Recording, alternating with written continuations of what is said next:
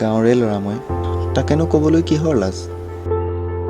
আৰে চহৰ বুলি ঢাপলি মেলা ল'ৰা মই নহয়। কিন্তু এটা কথা, চহৰখন মই বেয়া বুলি কোৱা নাই। বেয়া মাত্ৰ তোমালোকেইতো গাঁৱৰ বতাহ বেয়া বুলি চহৰলৈ দৌৰ মাৰিছা। চোৱা, এইখন হৈছে জগত বিখ্যাত যাদৱ পায়েঙৰ গাঁও। তোমালোকেতো মাটি পানী বতাহ আন নালাগে গছকেইজোপাকো শান্তি নিদিয়া। কিন্তু ইয়াত চোৱাচোন কিমান এক শান্তিৰ পৰিৱেশ।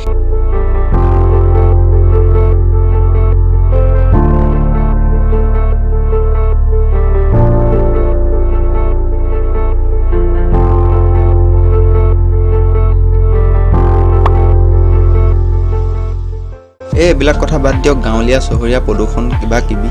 আপুনি শান্তি আশ্ৰম চিনি পায় নে নাপায়? যদি চিনি নাপায় তেন্তে আজি বহুত এটা ভাল ভিডিঅ' চাবলৈ পাব।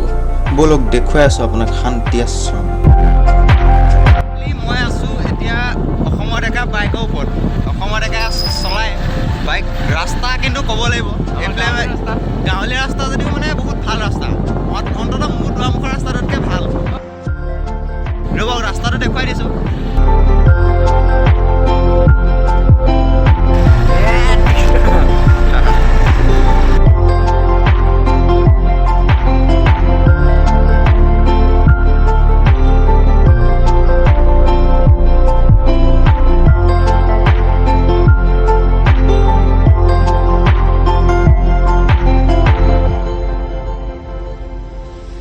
আৰু আমি আহি পাই গ'লোহি শান্তি আশ্ৰম। এফালে মহাবাহু ব্ৰহ্মপুত্ৰ আৰু আনফালে শান্তি আশ্ৰম। এইখিনিতে মই আৰু এটা কথা কৈ দিওঁ যে এই শান্তি আশ্ৰমখন অকল অসমতে নহয়, ভাৰতৰ বহুত জেগাত আছে। বৰ্তমান আমি পাই গ'লোহি শান্তি আশ্ৰম। অকল নামেই শান্তি আশ্ৰম নহয়, আচলতে সঁচাকৈ শান্তি আশ্ৰম মানে বহুত শান্তি ইয়াত আৰু ঠাণ্ডা। ইমান গৰমখনত আহি আছোঁ যদিও ইয়াত বহুত ঠাণ্ডা। তো এইখনৰ মেইন বস্তুটো হ'ল মানে ইয়াত যিজন আছিলে সেইজন এতিয়াও আছে বুলি মানুহে। এই ভিডিঅ' বনোৱাৰ ইচ্ছা নাছিলে, সেইটো কাৰণে মই মুখত এমুকুৰা ভৰাই ল'লোঁ। কিন্তু ফুলনিখন চাওক না, কিমান ফুল ৰুই থৈছে ইয়াত। বসন্ত কালততো দেখিলে পাগল হৈ যাব আপুনি।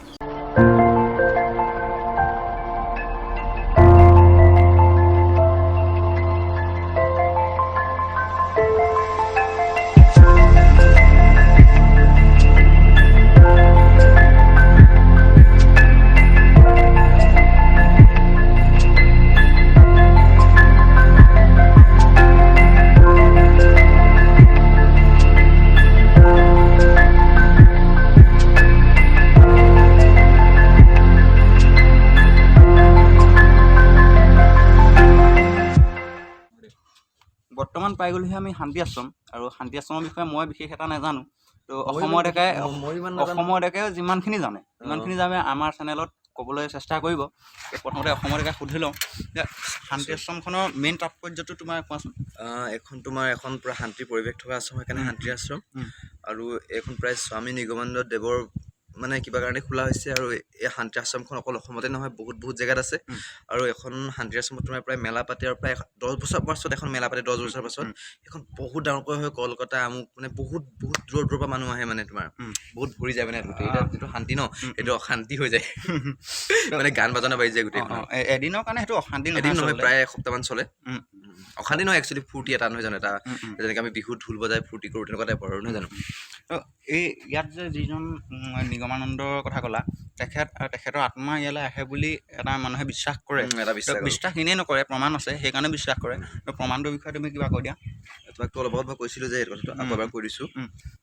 ইয়াত তোমাৰ ধৰি লোৱা তোমাৰ এনেকৈ ভাত আৰু এনেকৈ শুকা নে কি কয় যে, ভাত শাক এইবিলাক পানী চানী থৈ দিয়ে। এইবোৰ ৰাতি আহি খায়হি, মানে ৰাতিপুৱালৈকে নাইকিয়া হৈ থাকে। ৰাতি আহি খাই যোৱাটো মানে মানুহে দেখা নাই যদিও মানে নাইকিয়া হৈ থাকে। শব্দ হয় মানে, ধৰি লওক কাঁহী পৰা উলিয়া, কিন্তু চাবলৈ নাহে কোনো। মানে কম্বল চম্বল থৈ যায়, চাফা কৰি থ'ব লাগে। ইয়াত মানে এজন মানুহে হ'ব পাৰে অকল, সেই যিজনে চাফা কৰে তেখেতে, বেলেগ কোনো নোসোমায় এই ৰুমটো। এই ৰুমটো আমাৰ পিছফালে আছে। আমাৰ পিছফালে যিটো ৰুম আছে, এইটো ৰুমেই সেইটো ৰুম, যিটো ৰুমত বহুতখিনি মানে জানলা লগাই থৈ দিছে যাতে মানুহ মানে ইয়াত বেলেগ জীৱ জন্তু সোমাবলৈ একদম বাধাই কৰি থৈছে। কথাটো শুনি কোনে কি পালে এইবিলাক মই একো নাজানো, কিন্তু আজিৰ এই প্ৰযুক্তিবিদ্যাৰ যুগত এই কথাটো কিমান দূৰ সঁচা বুলি ভাবে আপুনি তলত কমেণ্ট কৰি জনাবচোন। বাৰু কমেণ্টটো কৰিব, তাৰ আগতে আমি ভিতৰৰ ফালে কি আছে চাই আহোঁগৈ বোলো। গলি গলি চান মাৰেংগে হাম।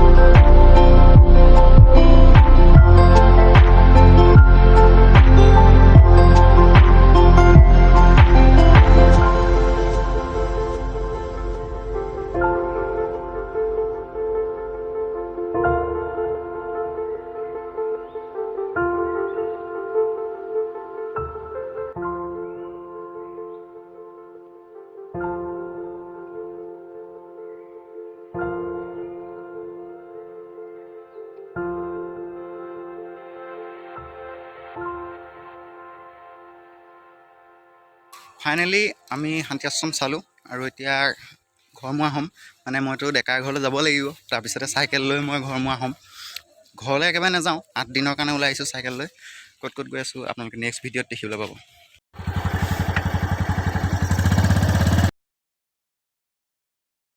আৰু এইটোৱে আছিলে যোৰহাট শান্তি আশ্ৰমৰ পৰা এটা সৰু ভিডিঅ'। যদি আপুনি ভিডিঅ'টো চাই ভাল পালে লাইক, শ্বেয়াৰ, কমেণ্ট আৰু চেনেলটো ছাবস্ক্ৰাইব কৰি দিব। আৰু আহি থকা ভিডিঅ'কেইটাত আপোনালোকৰ সঁহাৰি লাভ কৰিম বুলি আশা ৰাখিলোঁ। ধন্যবাদ।